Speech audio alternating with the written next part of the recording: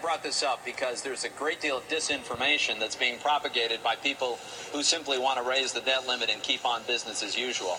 And the gist of it is that somehow if we don't raise the debt limit immediately upon reaching it, we're going to default on our debt.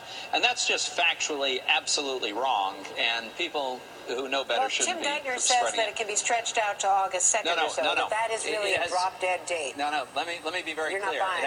It has nothing to do with August 2nd, and here's why, Andrea. If we never were to raise the debt limit, which I'm not advocating, but if we never raise the debt limit at all, the Treasury would still take in 70% of all the money they plan to spend in the form of tax revenue. The amount of money needed to service our debt is only 6% of our expenditures.